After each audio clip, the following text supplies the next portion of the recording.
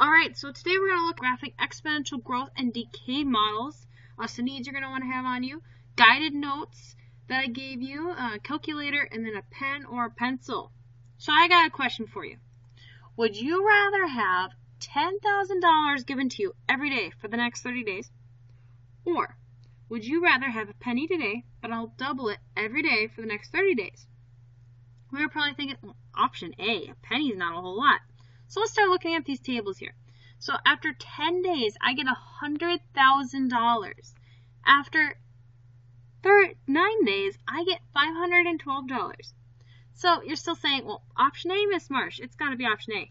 Did you know that on option A, you will be making $300,000 at the end of the 30 days? Okay, that's how much your money you'll make. But option B, you will have at the end of the 30 days $1,073,741,824. $1 billion by giving you a penny every day for the next 30 days. And I'm going to double it. Bet you didn't amount that, right? Exponential growth. It's amazing how fast stuff can grow. And you see it every day. Bank accounts. If you have a savings account, that is exponential growth. It grows over time. Your interest grows. Population. You hear it all the time about how Bismarck's growing and expanding. Or uranium. That's how radiation, it declines.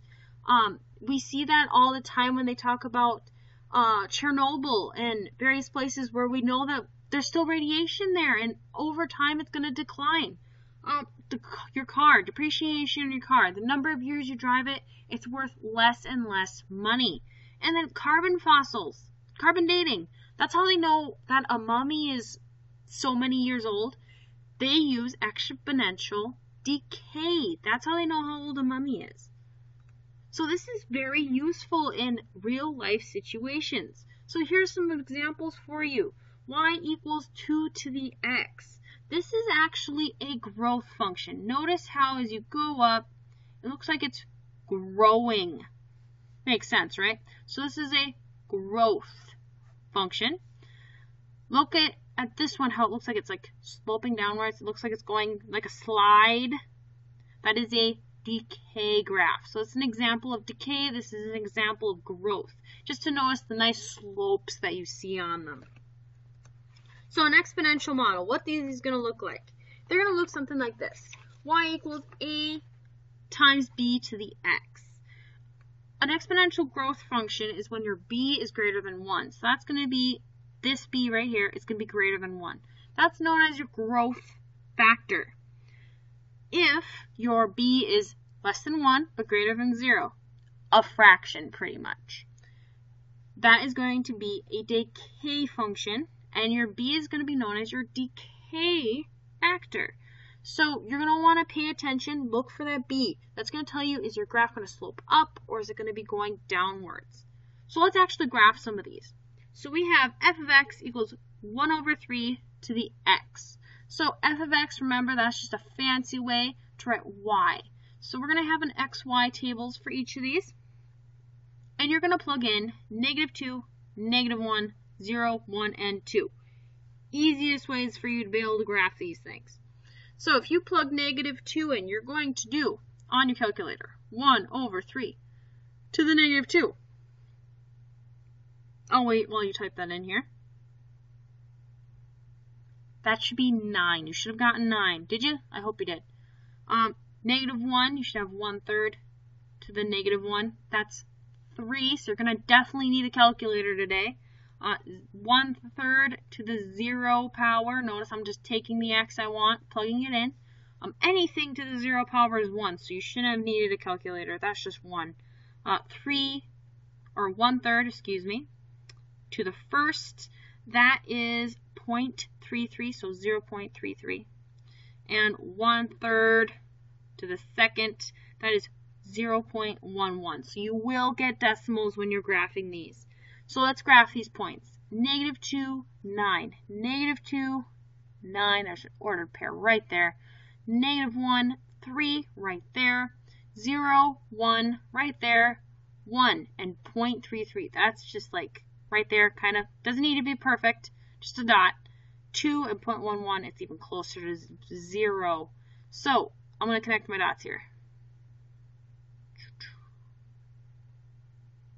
And it's just going to level out.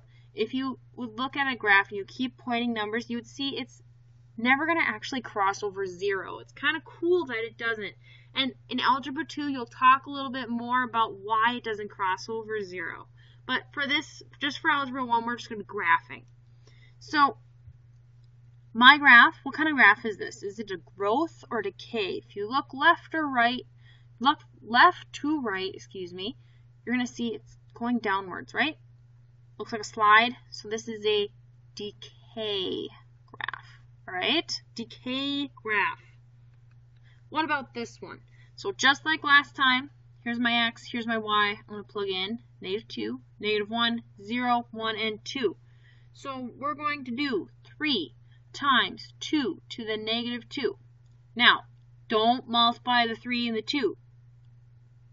Remember, PEMDAS. You got to take exponents first. So 2 to the -2 multiplied by 3. You should get 0.75. Please try that on a calculator. Make sure you type it in correctly, all right? If you do -1, you should get 1.5. 0, you should get 3. 1, you should get 6. And 2, you should get 12. Now, can't graph that point. That's fine. That's fine. That's okay. If that happens, that's fine. We'll just graph what we can graph. So -2, 0.75. So I have -2, 0.75. That's kind of close to 1, isn't it? So let's go right there. -1, 1.5. That's about right here, right? Between the 1 and the 2. 0, 3, right there. 1, 6, all the way up to the top right there. And 2, 12. Now I'm going to kind of graph it off graph right here. It's about right there, right? 2, 12. So now let's connect our dots here. So it's going to go straight, close, up, up, up, up, up, and cross. There we go. Now notice how they're never going to cross 0. Never should your graph cross 0, all right? You should never go to the negative y values. That's the way the exponential graph works. So let's just kind of classify here. Do you have a growth or do you have decay? So you're always going to look at your B here. Right here. You're going to want to ask yourself, is that bigger than 1 or less than 1? So 1.2, that's bigger than 1. So this is a growth graph. And you're going to look here. Is 0.3, is he smaller than 1 or bigger than 1? Smaller. So he's going to be a decay graph.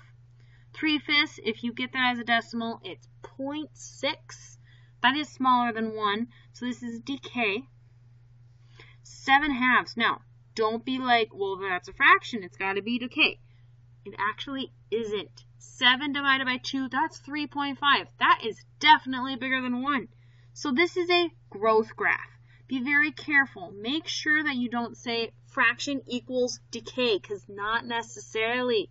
Check to see what that fraction actually equals as a decimal, so then you can figure out if it's bigger or less than 1. All right? Just be careful on that. And that's in this video. See you later, Sabers.